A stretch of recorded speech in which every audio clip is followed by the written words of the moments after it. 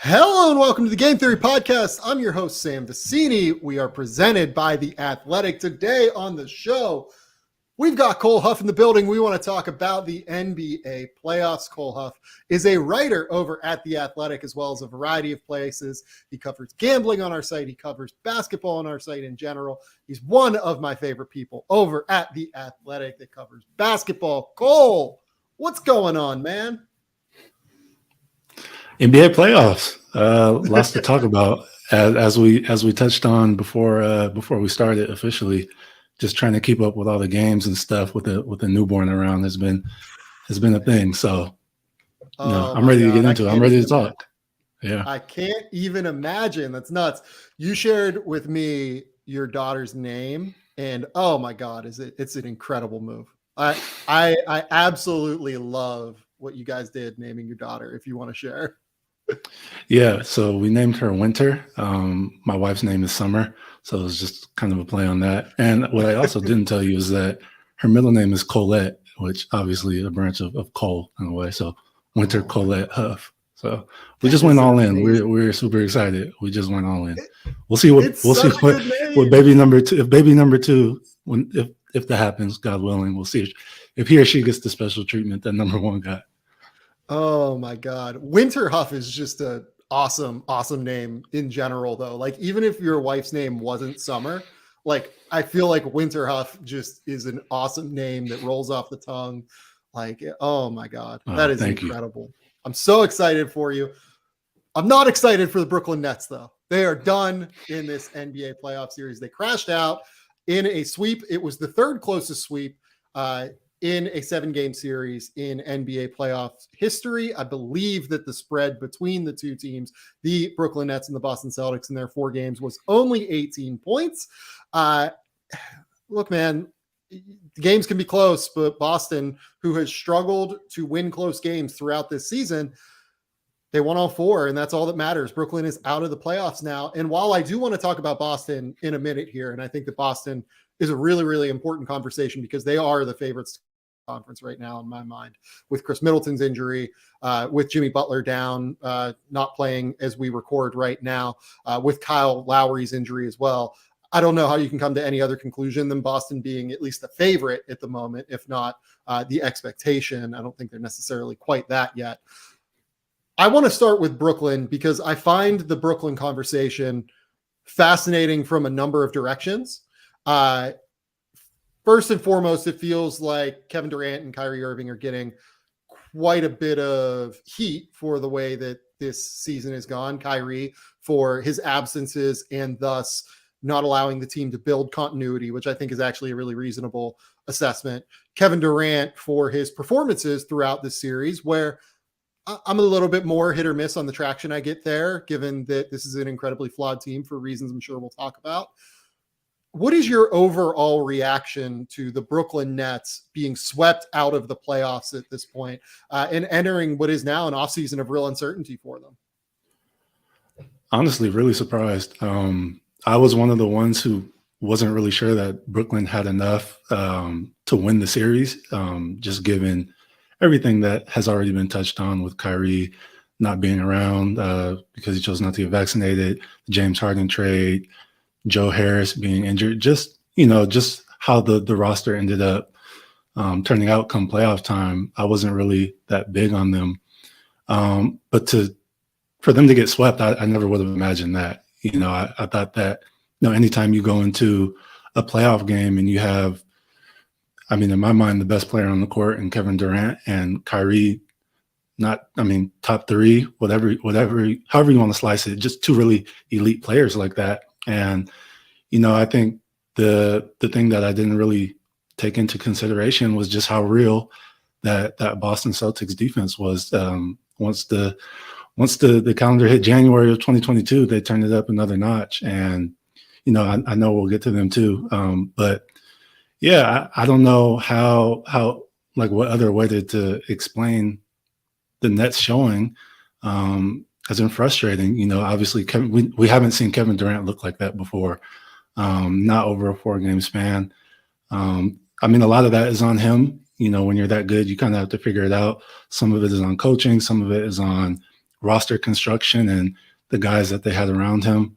And then Kyrie, outside of game one, where he kind of went off, he didn't really leave a mark on the series in either of the next three games. And, you would imagine that someone with the history that they have against a former team like Boston and how vocal he's been about that and how public has been, I don't want to say that he faded away and wasn't, trying, but he kind of disappeared for a little bit, especially in that fourth and final game yesterday. He was hardly noticeable and, tried to muster up a little run towards the end of the game, but it was too late. But they're going to have a big offseason. It starts with their free agents retaining Bruce Brown and Nick Claxton. They're actually, outside of Seth Curry when he was acquired, those were the only two that weren't kind of old and over the hill that actually provided value for Brooklyn during the playoffs. And you need that athleticism, you need that youth. Obviously, they both have some holes in their games that they need to work on. 3-point shooting, free throw shooting, whatever. But just that athleticism that was kind of lacked, that size at different positions, that's going to be important for them to retain going forward. And then, we kind of forget that how good Joe Harris is and how much he was missed throughout the season. Getting him healthy, obviously, if I'd imagine that Ben Simmons will still be around, seeing that they traded for him in the middle of the year. So I'd say, retaining their youth and athleticism while also getting healthy. Those are important things that we can't gloss over. But they're going to be in some interesting, back into the roster situations where, when you have a lot of money tied into your top guys and you're in win now mode, you kind of have to, fill it out with older vets that are looking to win and ring chase. And that didn't really work out for them, whether it was, LaMarcus Aldridge, Blake Griffin, Paul Millsap before they got rid of him, just guys like that didn't really work out. James Johnson. So it's going to be interesting to see what they do with those few final spots. But I would imagine that Bruce Brown and Nick Claxton will be around next year, and those guys coming back from injury. Yeah, it's interesting. So I'm really glad you brought up the Joe Harris thing, because I think that got glossed over in a really important way. This Nets team very rarely had players on the court outside of Bruce Brown that were somewhere between 6'3" and 6'9", right? And I think that it created real structural problems for Brooklyn in playoff series in general. Boston is the ideal team to cause them problems with this, because Boston is a team built around the fact that it's really fucking hard to find a mismatch problem against them. Like, they play Derek White, Jaylen Brown, Jayson Tatum, Robert Williams, Marcus Smart, Grant Williams, these guys that are super switchable and can essentially guard whoever you put on. Like game 4, Grant Williams did a phenomenal job just making life harder for Kevin Durant. You're never going to shut down Kevin Durant. I don't think Boston would argue that they shut down Kevin Durant, but throughout this 4-game series, they did a really good job of giving him just different looks, right? Giving him different matchups that made it harder for him to get into a rhythm, because once Kevin gets into a rhythm, it's game over. I think that Boston is the ideal version of the kind of team that is built to slow down Brooklyn. More than that, though, they're the ideal team that is built to cause Brooklyn all sorts of problems defensively.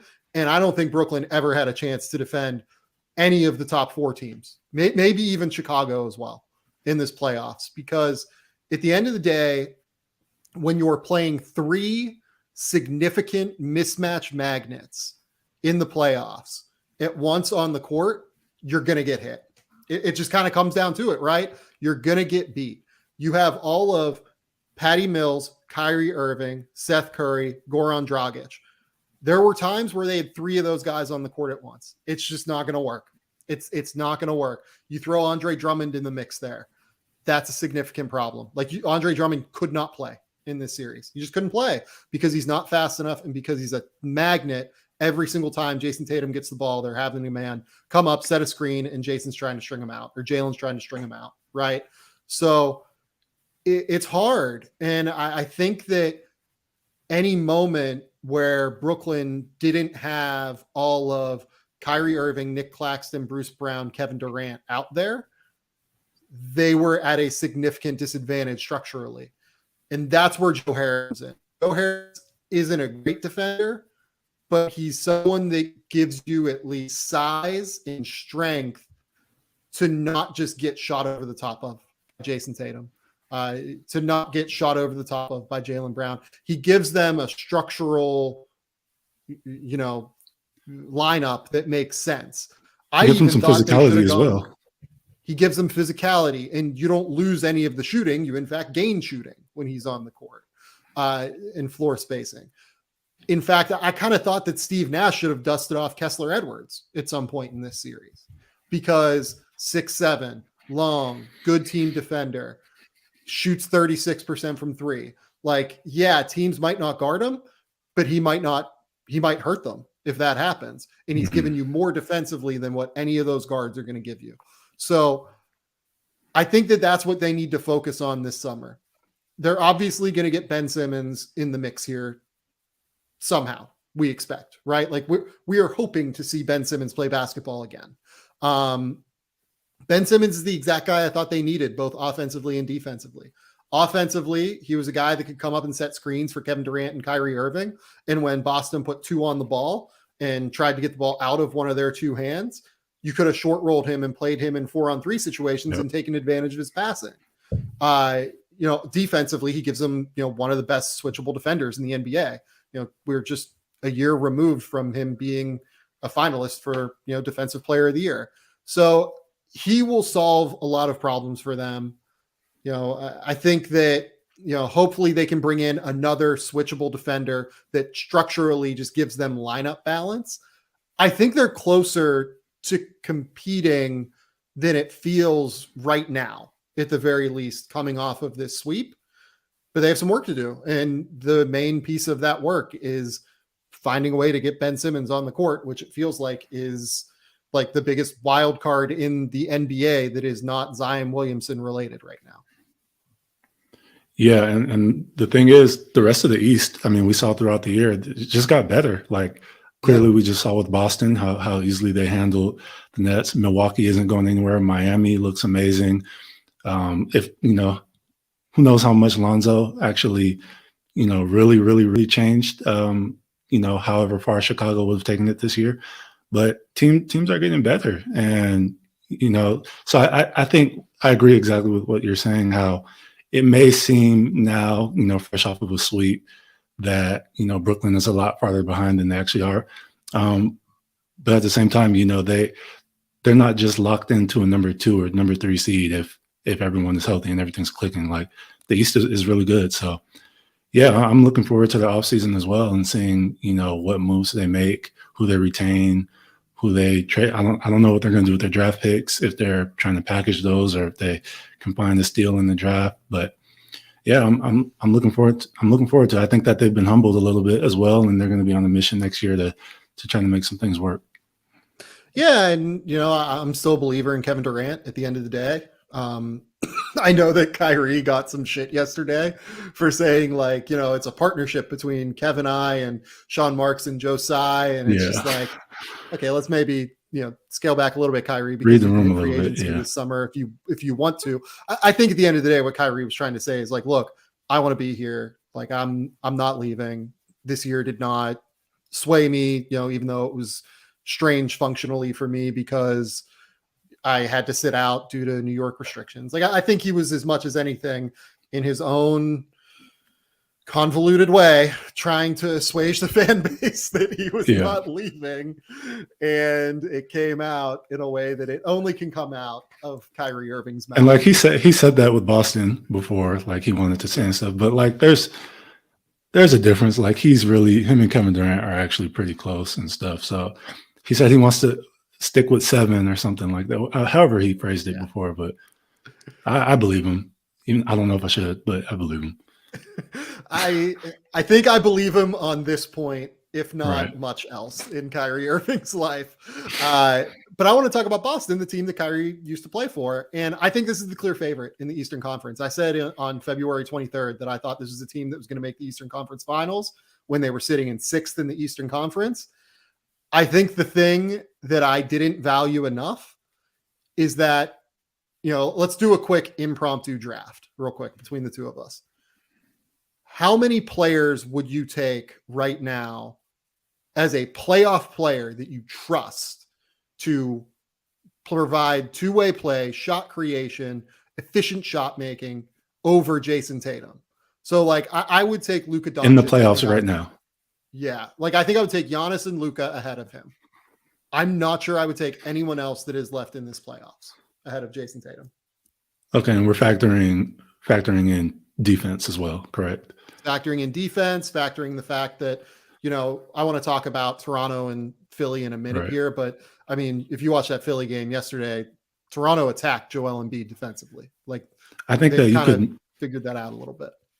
Yeah, I think you can make a case for Jimmy Butler. I don't know how much the shot creation would necessarily be there. He does seem to, he's turned it up a little bit this postseason, and he did in the bubble. And I know it was the bubble, but he showed a lot there. So I don't know if I would take him over Tatum or Luka though, but he would be up there. But other than that, I think I'd really have to, sit down and look at a list of all the teams and really think about it. But none popped to the top of my mind. Yeah, like Jayson Tatum is really he's up there. Like I might take. I mean, it's hard. Like I might take Steph just in trust that Steph is, he's been there before and he's an elite shot maker in the playoffs at the end of the day. And he makes everyone better by his sheer presence out there. I mean, I don't think I would take Jokic over Tatum in a playoff series, as we've kind of seen Golden State take advantage of what he brings to the table defensively. Embiid is interesting. Like I think Embiid is the other guy. When Embiid is locked in defensively and able to slide his feet a little bit better than what we've seen the last 2 games for Philadelphia, I'm intrigued for sure. And I think Joel is the other guy that has a case, but I legitimately think there is a case that Jayson Tatum is, out of the guys remaining in this playoffs, not including Kawhi Leonard, not including Kevin Durant, not including LeBron James, out of guys remaining in this playoffs, Jayson Tatum's a top 3 guy that I might take at this point. His leap has been remarkable. He's so good across the board now. Yeah, and I've always respected his game and how he plays. But there have been times in the past where, sometimes it looked like he's a little too cool out there, and like he's, a little too finesse, a little, just his whole demeanor, his whole vibe is just kind of who he is as a person. He's a laid back dude, but I have nothing to nitpick at with him. Like the size, he's gotten stronger. He's defending Kevin Durant. He's defending the best guys on the court. Super efficient out there. He's, I know that for a while in the beginning of his career, certainly he was kind of mid-range heavy and kind of those inefficient shots, but it's like he's seeing the game in slow motion now. He's accepting the double teams, making the right reads. He's competing. He stays out of foul trouble. He got some bogus ones yesterday. But yeah, man, he's looking like he's going to be one of, if he isn't already, one of the top however many players in the NBA for years to come. Like he's really special. And what he did throughout this whole series, I mean, even last year, I know I think they were the ones that got swept last year. If maybe it went 5. He showed signs of it last year. He had a 50-point game or whatever, but this year, just on both ends of the court from game 1, he was the best player on the court for 4 games. I know, a lot of that has to do with on a court with Kevin Durant. On the court with Kevin Durant, he was the best player. He performed the best, and we can get into, whether or not that happens if there's other players available in Brooklyn and you can't key in on this matchup and whatnot. But what they had out there, he was, you pick someone from Mars or Jupiter and you tell them to watch basketball, they're going to pick Jayson Tatum was the best guy out there, hands down. And that says a lot about where he is. I'm so glad you brought up the idea of like the game slowing down for him. That's what it feels like every time you watch him. Like he just gets to his spots and elevates over guys. And then he gets to his spots. And if the team collapses down on him, he's improved so much as a passer. Like I feel good about him getting at least 5 assists just about every game now. Like I think that he's going to make the right decision to get his team involved every time. And, the addition of Derek White, I think, really helped their ball movement. But more than anything, I think that the game slowing down for Jayson Tatum. This was a team that you watched them early in the year. They looked, I don't want to say they didn't have fun playing together, but they looked a little bit disconnected in terms of the offensive side of the floor, where it was like Jayson and Jalen would take turns, and like it was not as ball movement heavy. And look, it's not necessarily like the most ball movement centric. It's not the Golden State Warriors, right? But it feels a lot more unselfish now. It feels like they're a lot more connected as a group. Marcus Smart's, I think, a really important piece of that offensively as well, in addition to defensively, his ability to get teammates involved. So I think Boston's the favorite right now in the East, and I think they are one of the 3 best teams in the NBA if Phoenix is healthy. And we'll talk about Phoenix here later as well. I have some concerns there, but I think Boston is in a really good position right now moving forward. Yeah, and it's funny that you brought up Marcus Smart. I think I wrote in one of my columns maybe a month or 6 weeks ago or something, ever since he came to the NBA, he's kind of been, I wouldn't say cast to the side, but he's been a 2, or he shared time. Like he came in, Rondo was the point guard. And then you got Kyrie, you got Kemba, whoever else you wanted. Like even they tried to have him split time with guys like Rozier and, Dennis Schroeder this year. And, eventually got to a point this year where they just handed him the keys, and like, he's been fantastic. Like he was a point guard in college. I know he kind of had a little bit of both in him just because of his size and, ability to defend multiple positions. But man, I think that was one of the most important developments for them, is establishing, who's going to run the offense. I mean, you're still going to get the ball to Jayson Tatum and Jaylen Brown. They're going to do their things, but having that point guard that's selfless out there, which is different from guys that they've had in the past. Someone that Ime Udoka could trust to run the offense and move the ball, get guys involved, who's going to compete and give it his all every possession. Like, I don't know if the Celtics are still here if Marcus Smart isn't handed those keys to the point guard position. Like, you see it in the box scores. Like he'll get a bunch of assists, but he's honestly just out there making the right play, and that's been huge for them, just to have him on the court for all those minutes as well. Yeah. Now they have Robert Williams back as well. This is a tough out. I mean, I think Milwaukee is the team that is most well-suited to potentially giving them problems if Chris Middleton's healthy, but we have to see what's going on with Chris Middleton, I think, before we even get into that world and whether or not they can knock off the Celtics team that is playing exceptionally well. And now Miami is, they're in the midst of this game right now with the Hawks, and, Jimmy Butler's not playing. Kyle Lowry's not playing. If both of those guys are healthy, great. Like I'm all in. Like they're phenomenal. But I think Boston's a little bit better.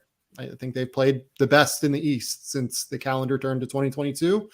I maintain that. And I think that, for as much as I was out on a limb in February when they were 6th in the East and I thought they were going to make a big playoff run, like I think I didn't go far enough is where I'm at this point. They're just really good. A really good team.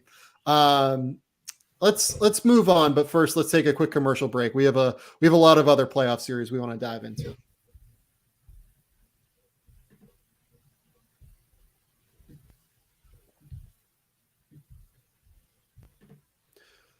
All right, we're back.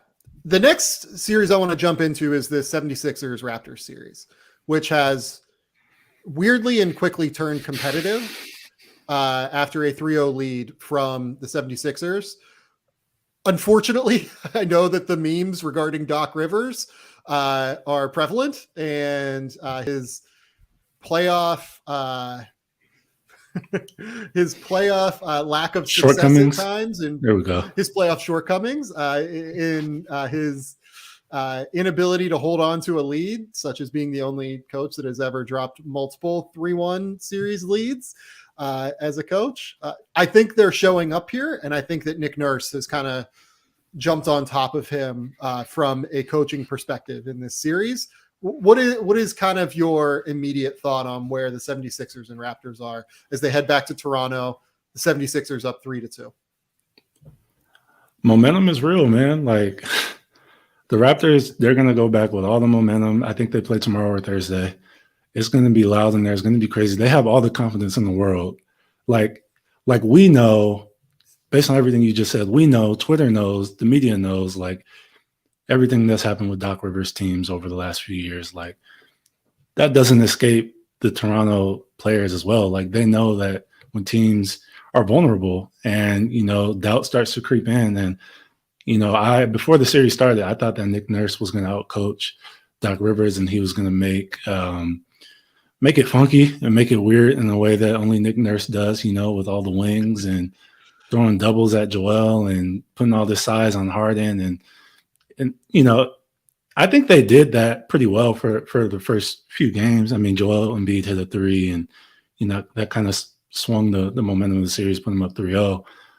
But now it's starting to happen. And I know, some of the readers today got mad at my column because I didn't really in my discussion of Sixers, Raptors, I didn't hit on Joel Embiid's injury too much, that's a real thing as well. You could see in what was it yesterday? Game 4. Yeah. Game 4 yesterday, or whatever it was, Game 5 yesterday. Just him not being able to catch the ball, him unforced turnovers where he's trying to dribble and it goes off his hand. Like, interestingly enough, I had that exact same injury when I was at Nevada.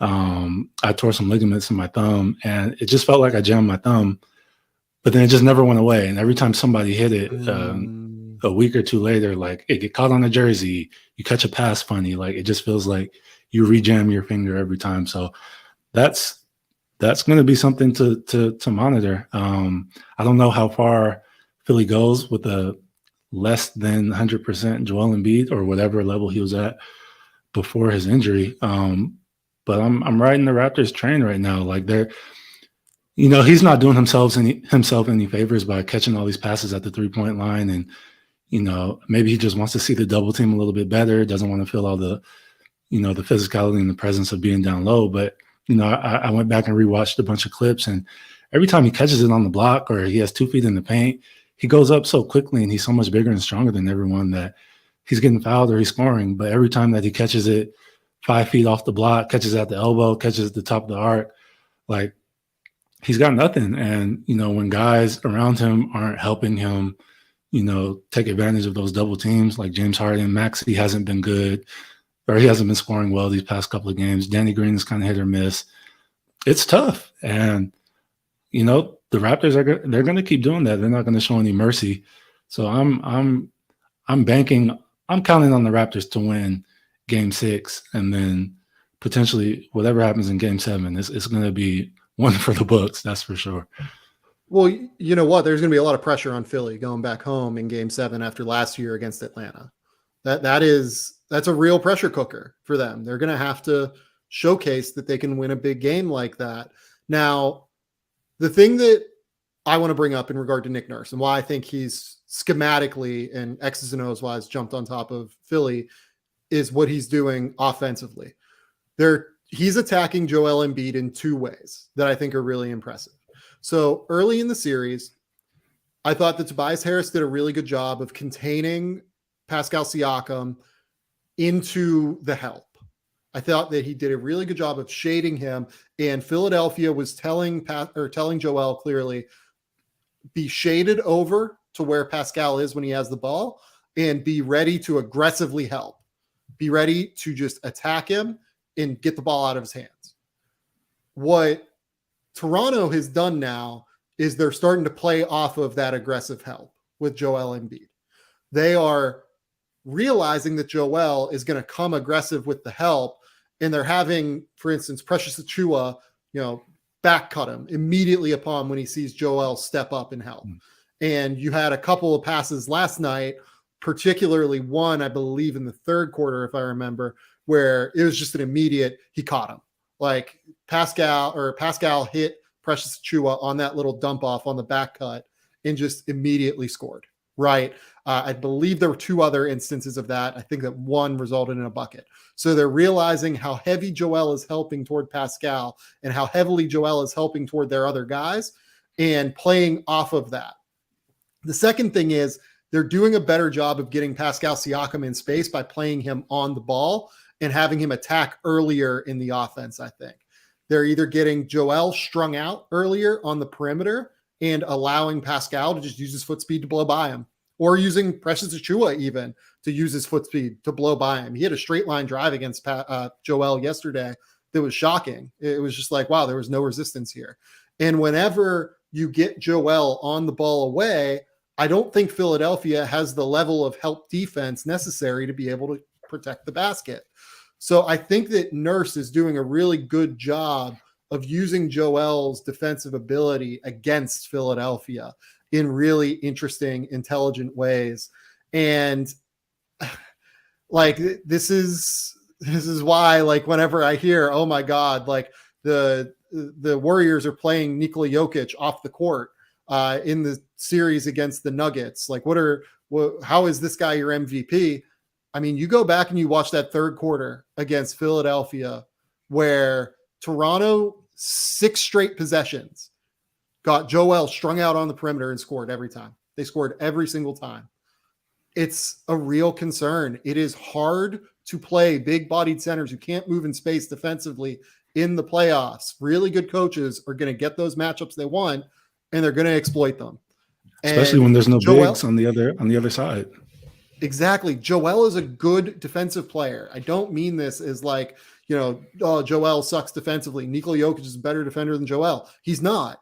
Joel's a better defender. He's really good as a help defender. He's really good as a rim protector.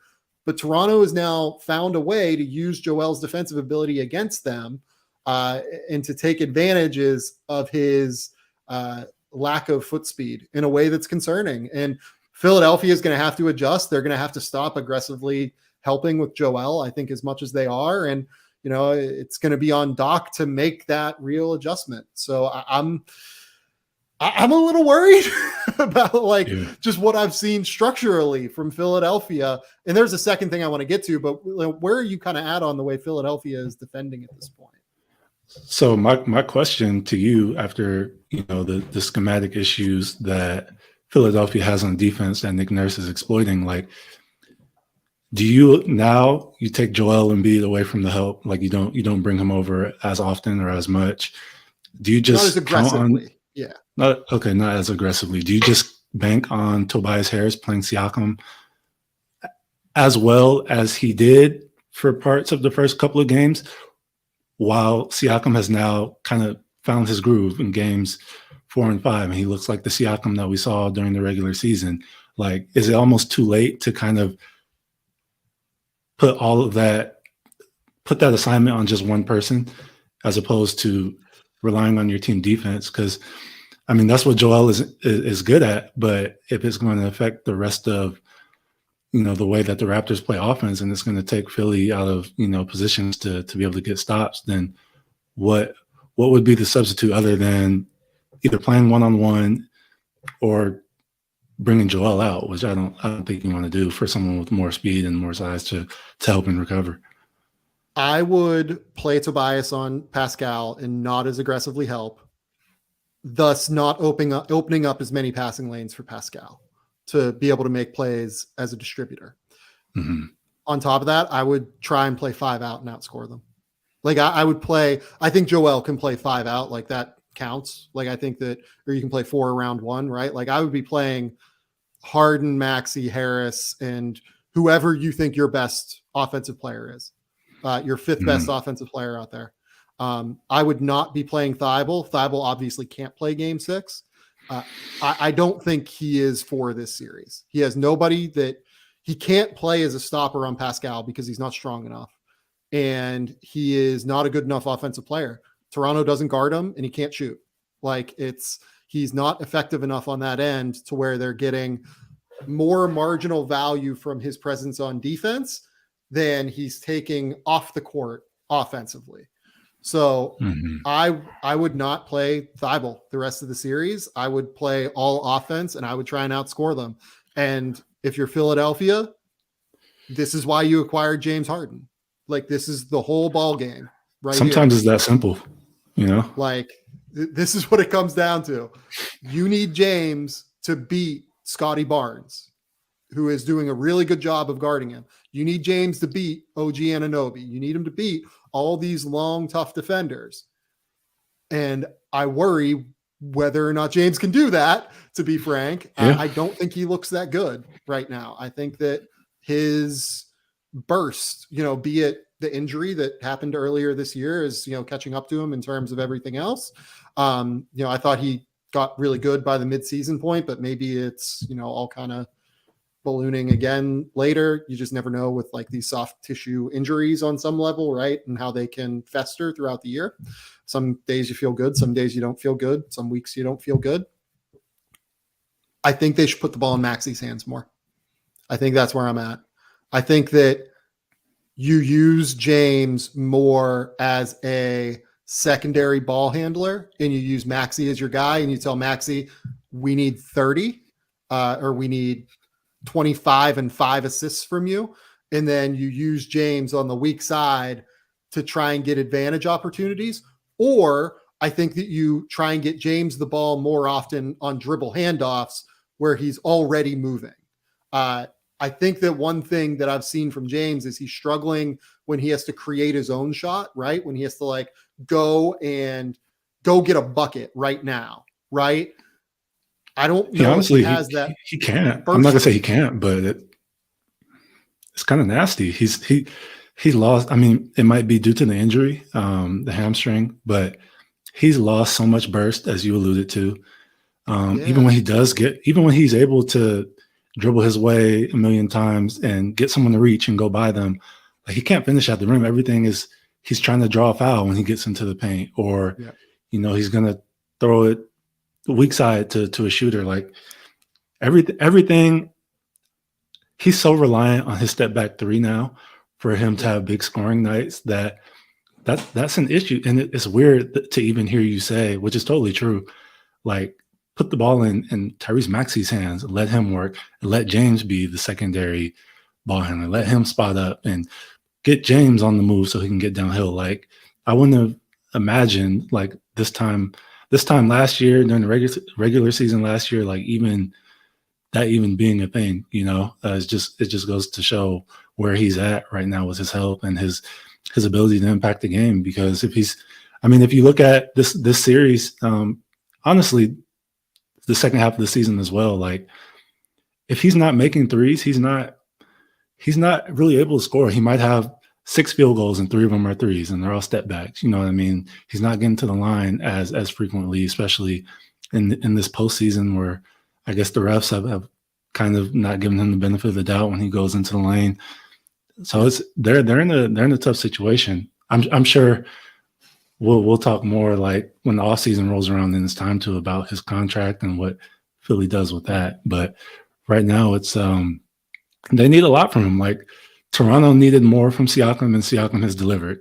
Sometimes it's just as simple as your best players being better. You know what I mean?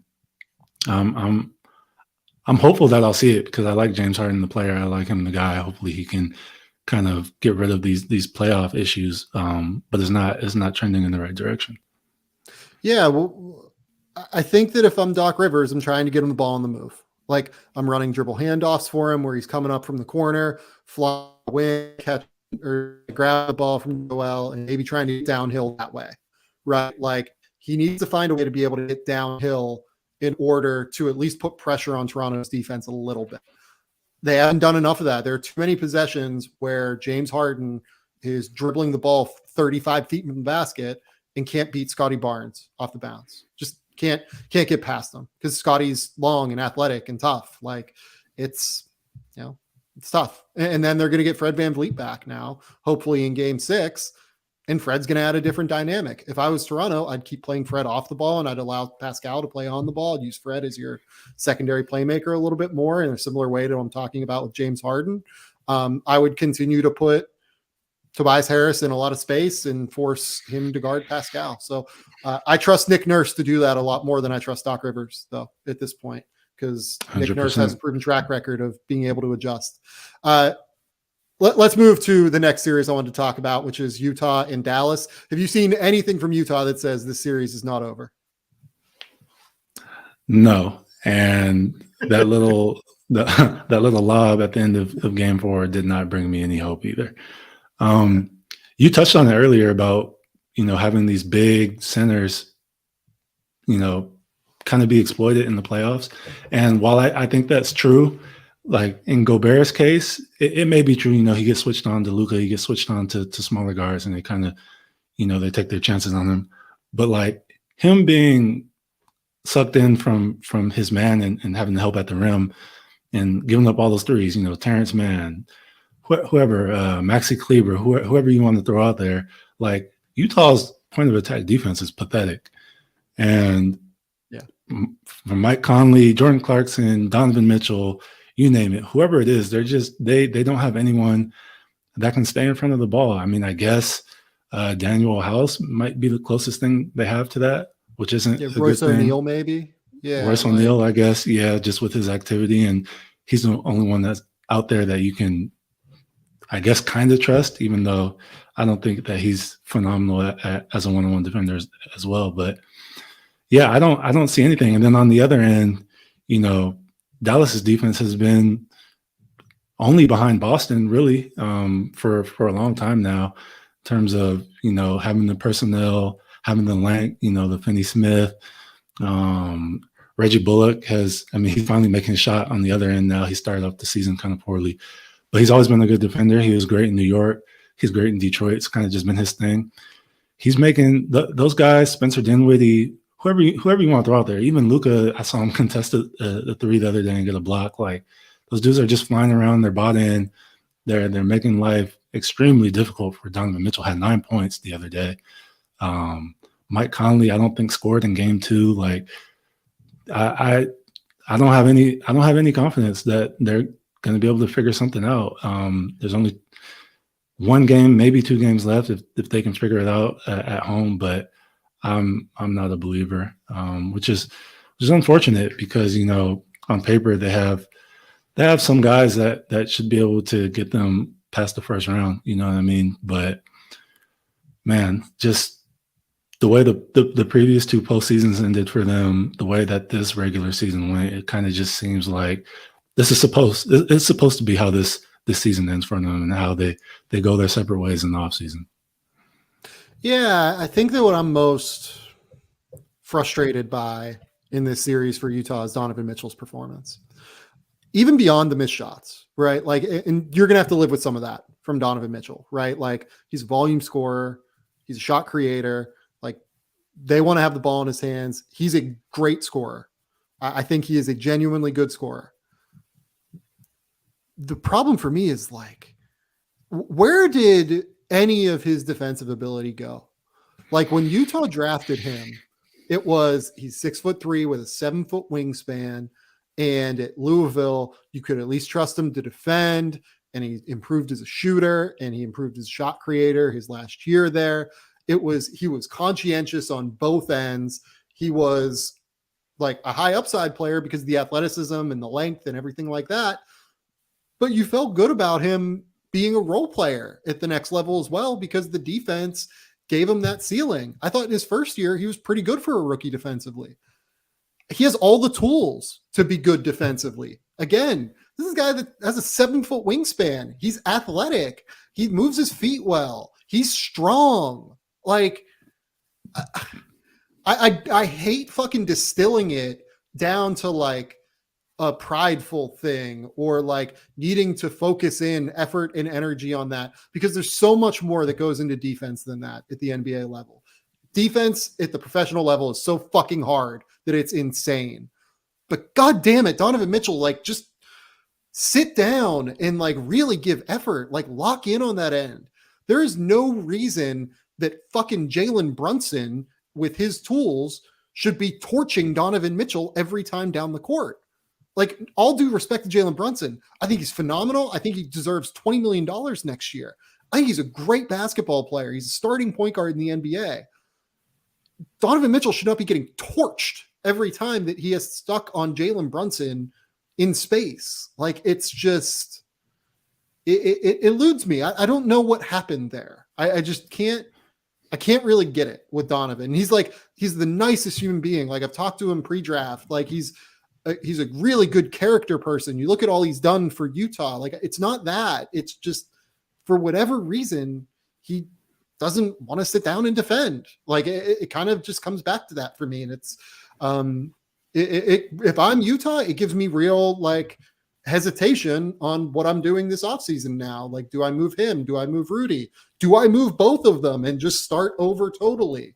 I don't know. But the Donovan conversation is one that, like, I know he gets a lot of shit for, and I think it's reasonable at this point. Like, I just want to see him defensively sit down, and maybe he doesn't play in game 6, right? Like, he's hurt his hamstring at the end of that game. The scans came back negative. They have hopes that he will play game 6, but like, I don't know, man. Like, when you watch someone like that has all the tools defensively, like, does it frustrate you? Like it does me.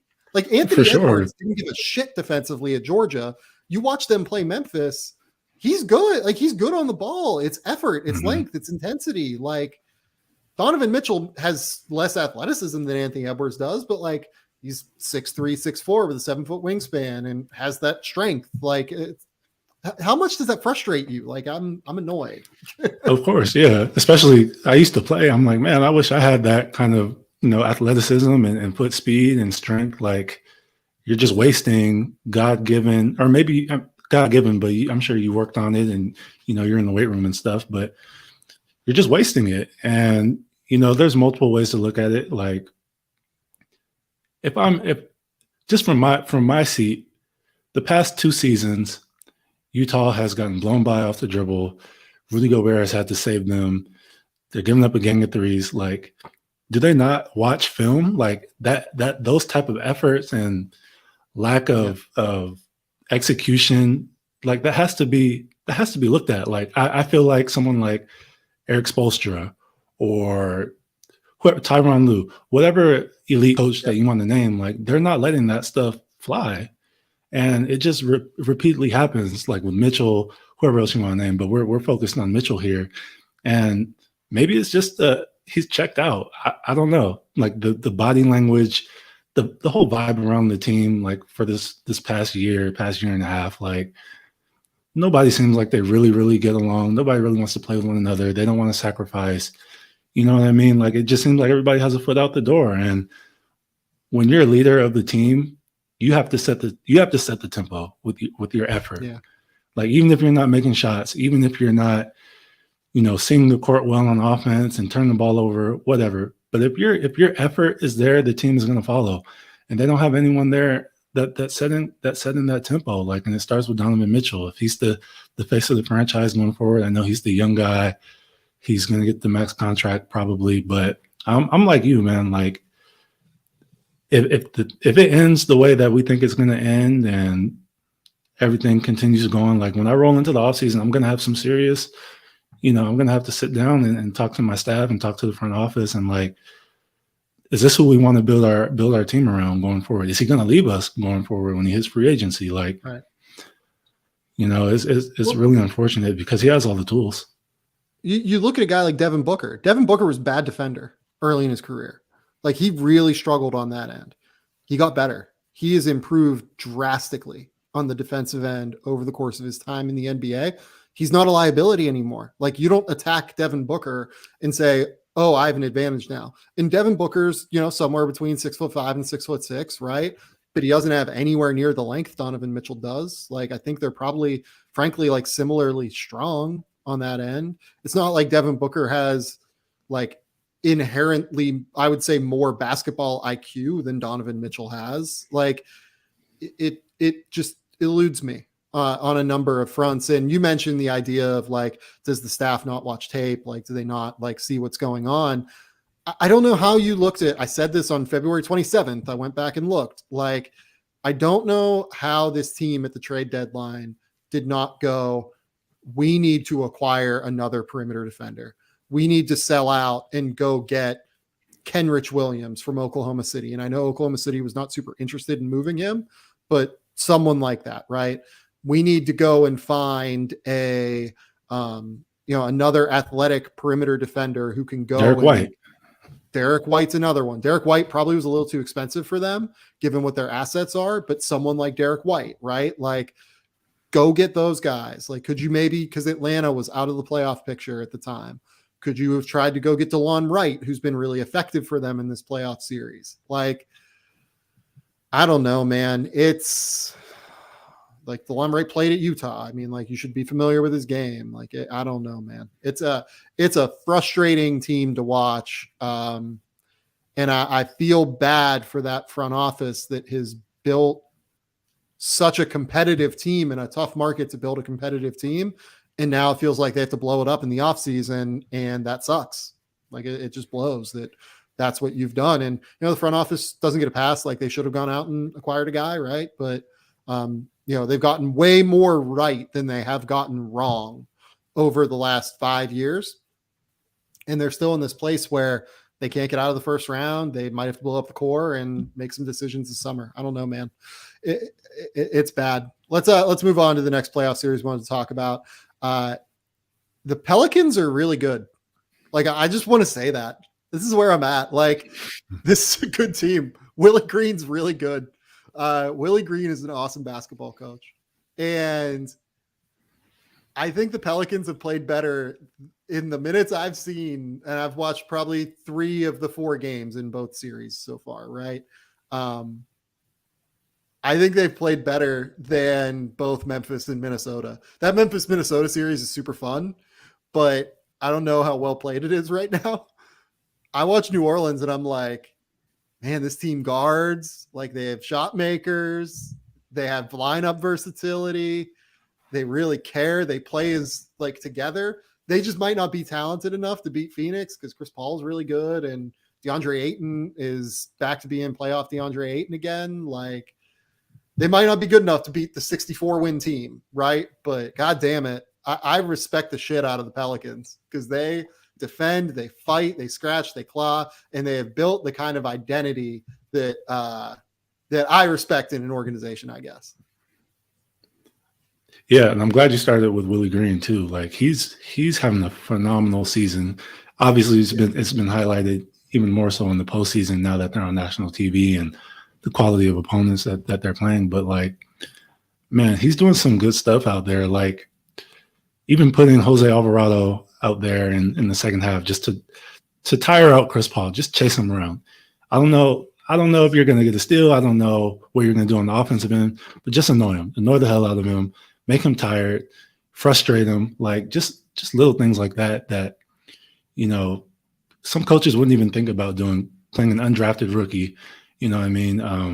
In one of the biggest games of the season, and they're fun, man. Like, obviously they're good. They've been great. They've executed better than a lot of teams have in this postseason, but, like, they're fun, man. And there's something so cool and so great about, that team that comes out of nowhere and they're just getting their journey started.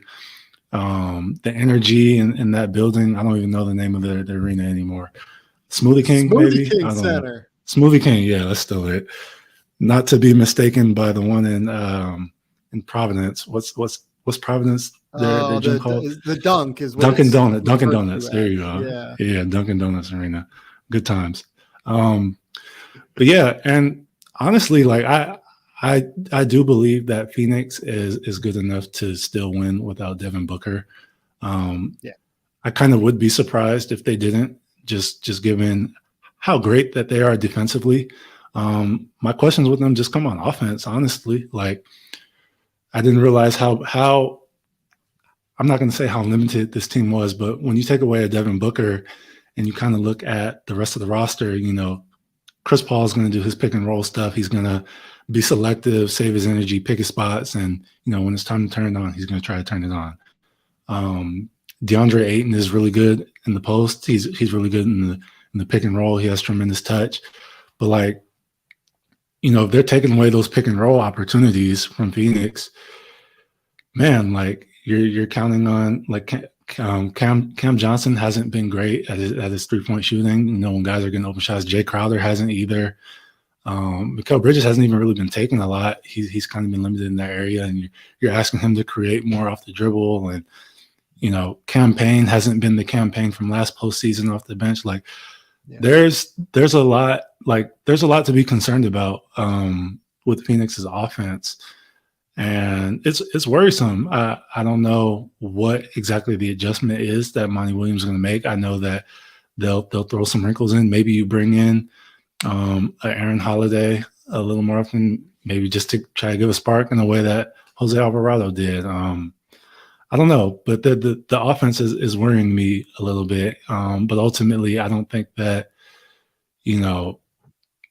Chris Paul, Monty Williams, DeAndre Ayton, whatever that dynamic is between those three, I think that they'll figure out a way to get it done. They have home court advantage, which is huge. But yeah, they're in a series. It's probably the most fun series of the first round, in my opinion.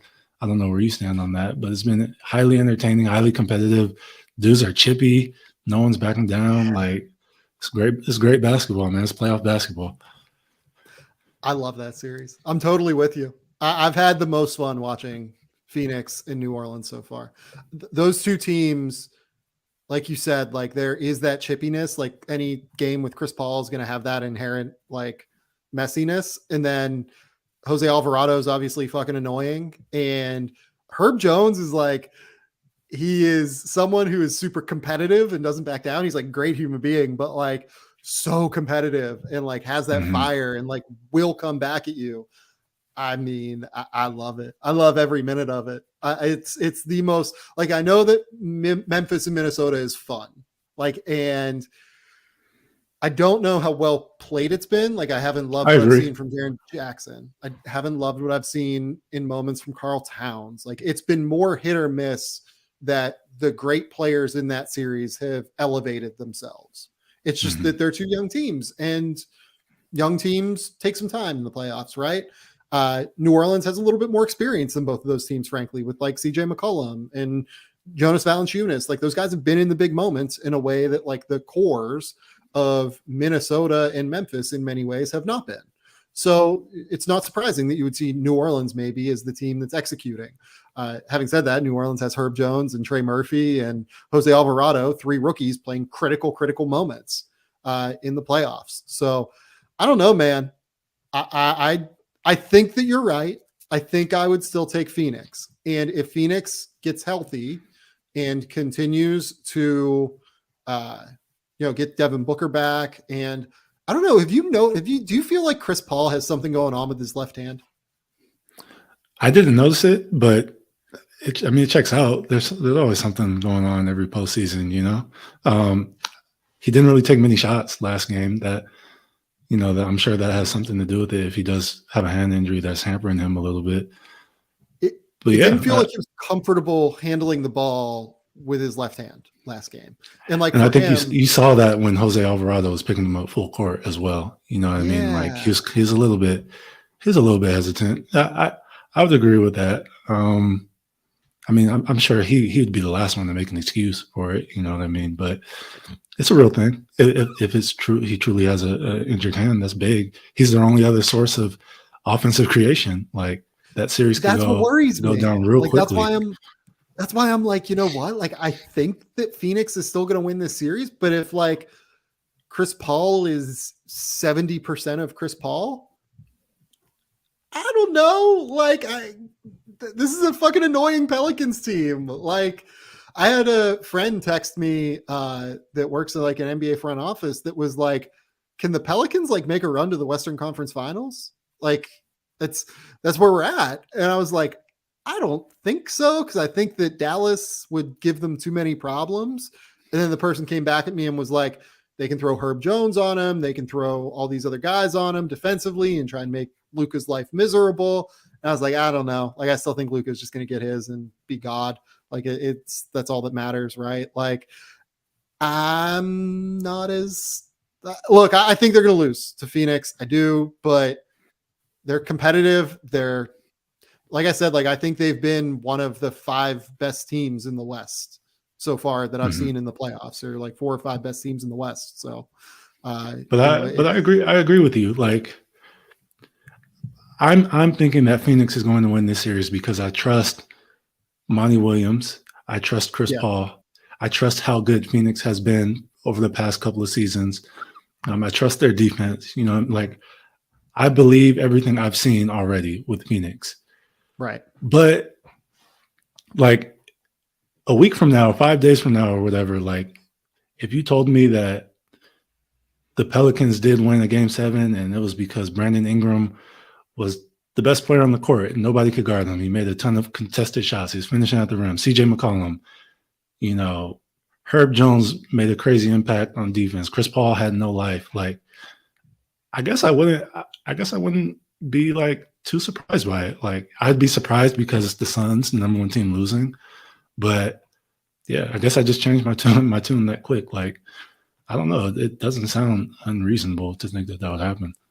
Yeah, like in any 3-game series, basically, weird shit can happen. And this is now a 3-game series where Phoenix has 2 games at home, and that's huge. But it's a 3-game series that could be without Devin Booker, depending on what his health ends up being moving forward.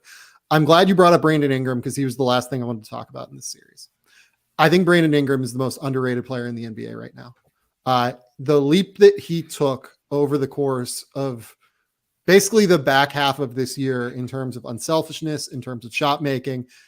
I know he made the All-Star game in 2021 and he is considered this, rising star in the league, but it felt like there was a bit of a level of people forgot about him to some extent, being in New Orleans. And there was also like a bit of a disrespect because he didn't defend and he was more about himself as a shot maker and shot creator last year than he's proven to be this year in terms of passing and getting everyone involved and playing within a scheme offensively. I really believe that the leap we've seen from Brandon Ingram, he might be a top 20 player in the league. Like we're seeing that leap now. In that the national audience is finally getting a chance to see that Brandon Ingram is a star. He is a stud. And again, it comes back to this fact that like big shot creating wings, he's not as good as Jayson Tatum because Jayson Tatum defends and he passes better. Mm-hmm. And frankly, he's a better shooter.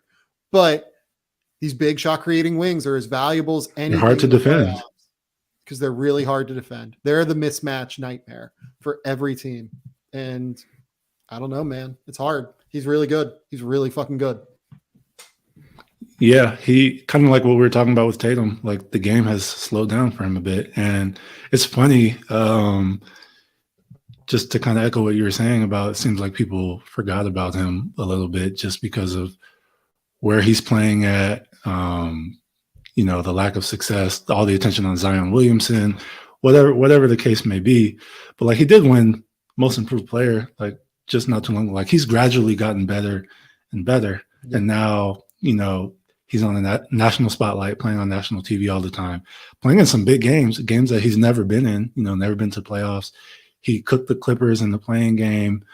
Like I think he's I don't want to be wrong here, but I think he's averaging like over 30 points in this series or close to it. Like he's been the best player. He's been the best player in this series. I mean, Booker is injured, and he had a 31-point half, but like, man, there's been nobody even like remotely close to Brandon Ingram in this series, and I don't know. You could throw the names like we mentioned earlier, Luka, Jayson Tatum, Jimmy Butler, like dudes that are getting it done at a little bit higher level than him that we trust, but like he's not too far behind, and that's big. And then going forward, that you have someone as highly regarded, production wise at least, maybe not ceiling wise as like a Zion Williamson, and you got CJ McCollum there. Like they have something that they can really build on going forward in New Orleans. And I think that's exciting for all the people that were trying to get them out of town and relocate them or whatever. Like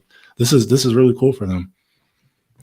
Brandon Ingram in this series is averaging 30 points, 7 rebounds, 5 assists while shooting 50, 50, 88.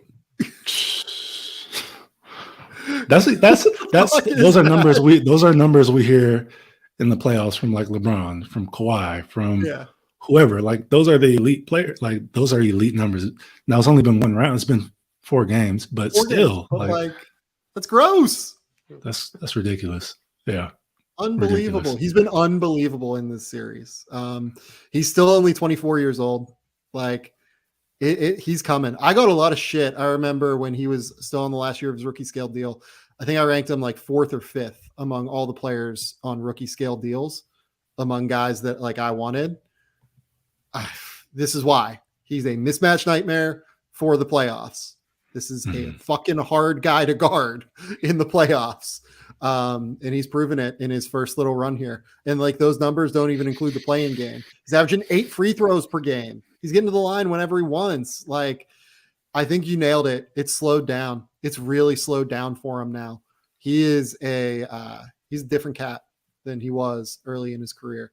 That's all that I like had scheduled. I mean, do you have any other like hot playoff takes that you have to get off your chest here? Like, Zach LaVine's in the protocols now. Like that feels crazy. Like a problem for Chicago. Miami and Atlanta. I haven't even looked at that score while we've been recording. Is that a 89-80 Miami? Okay, so that series is about to be done. Miami looks great as long as Jimmy Butler and Kyle Lowry are healthy. We'll see whether or not they are. And then Golden State and Denver. Like, I respect the shit out of Denver for trying and getting that Game 4 win, but I mean, I don't see that as competitive, really. Yeah, I hate to look too far ahead too because we don't know what's going to happen, but I'm assuming Milwaukee gets by Chicago. That Milwaukee-Boston matchup is going to be maybe the best one of the playoffs. And it's going to be a different beast for both teams. Obviously, Chicago is nowhere near as good as Boston. And honestly, Brooklyn is nowhere near as good as Milwaukee. Like, there's just going to be so many interesting matchups in that series. Like, Milwaukee actually has defenders. You know what I mean? Like, Giannis can defend a few positions. He might take the Tatum assignment. Drew Holiday might take the Tatum assignment. Like, Brook Lopez has size. It's just going to be really interesting. Those would be the two favorites to come out of the East. There might be a level of, like disrespect, or, Boston might be feeling some type of way that Milwaukee shut their guys down that last game of the season so that they would avoid Brooklyn and set Boston up with them. I don't know. I hope, I'm assuming, like I said, I'm assuming Milwaukee gets by Chicago.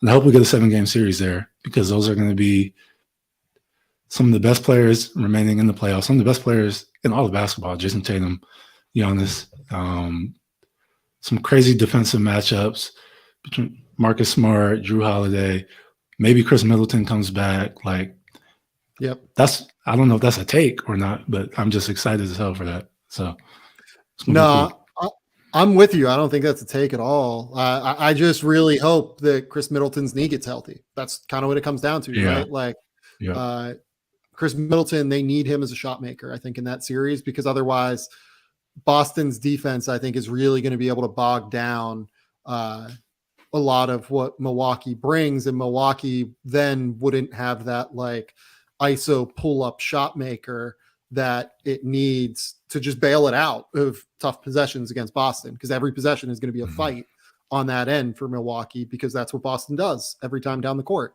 So I think they really need Chris Middleton in that series, and I hope that he's back, by game 2, game 3, something like that, because that's the one. I think that I agree with you. That's the series that I am most looking forward to.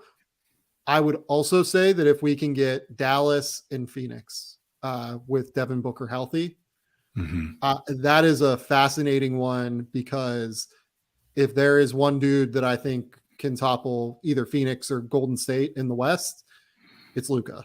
And I don't think we understand. I tweeted this yesterday, but like, I don't think that people quite understand how good Luka Doncic has been in the playoffs yet. He has played 15 playoff games. Luka Doncic in the playoffs is averaging, over the course of 3 playoff runs now, 33 points, 9 rebounds, 9 assists, while shooting 50% from the field and 39% from 3. He is not human. Like, I tell all my friends, if he stays healthy throughout his career in a way that like LeBron did, like he might break all of LeBron's records. Like winning championships, I don't know about that, but like points, assists, rebounds, like, man, like he's ridiculous. He's ridiculous. it's And he's so hard to shameless. He's so shameless in how he taunts the other team's defenders and man, do this something else. It's really hard to overemphasize like the kind of trajectory he is on in terms of like where his ceiling is in terms of like the hierarchy of all-time players. He has a chance to be like, I would say if he keeps doing what he's done so far in his career and doesn't get better, he's probably a top 15 player of all time. That's where we're like, he's going to average 33, 9-9, like for a 10-year span. It's going to be ridiculous. And what is he, like, Luka, 23 years old right now? 24, 23? Yeah, he's like 23, 22. Yeah, he just turned 23 in February. Like, it's unbelievable. It's unbelievable how good he is at basketball. He's special. I hope everyone really enjoys watching him. Not only because of the play, but because, like Cole said, that man talks an immense amount of shit. Like, it is incredibly fun to watch that dude talk shit. All right, Cole, tell the people where they can find you. Tell the people what's going on. Here's my favorite part where I gotta try to piece together all the stuff. All right, 213 Hoops is where I write as a freelancer for the Clippers. Not much going on right now, obviously, just some off-season content. Obviously, here at The Athletic, I have a weekly column that goes out every Tuesday. One came out today, touching on injuries and how matchups are kind of dictating these series. My WNBA coverage, I also write here at The Athletic. You can find my betting content here. Also at Bet for the Win and for franchise sports media. I cover the aces here. So covered all the bases right there. You can find me on Twitter at Cole Hoops. My first name, COLE Hoops, HOOPS. Yeah, I think I got everything. Appreciate you having me on, man. It's always fantastic to get to chop it up with you, talk basketball. Looking forward to being back on here next time, whenever that may be. And, maybe we'll have some more crazy things to talk about. Yeah, we'll do it again before the end of the playoffs. This was fun. This was really, really fun. This has been the Game Theory Podcast. Please remember, rate, review, subscribe, do everything you can to support the show. You can watch us on YouTube. Cole is going to be on YouTube. I am going to be on YouTube. I will send out a link. We are going to live stream the podcast, basically, and we will have a lot of really fun content forthcoming.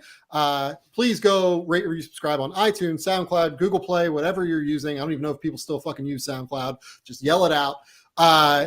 I will have a 2021 redraft coming this week at The Athletic that I will be hiding literally underneath my house in order to avoid the takes that will come my way on Twitter. I then will also have a top 100 board coming later this week, updating the 2022 NBA draft rankings because I think that within the next, it could have come out already, but within the next 24 hours, I believe, we will have an early entry list for the 2022 NBA draft. So we will have at least the semblance of what the draft pool will look like here. Until next time.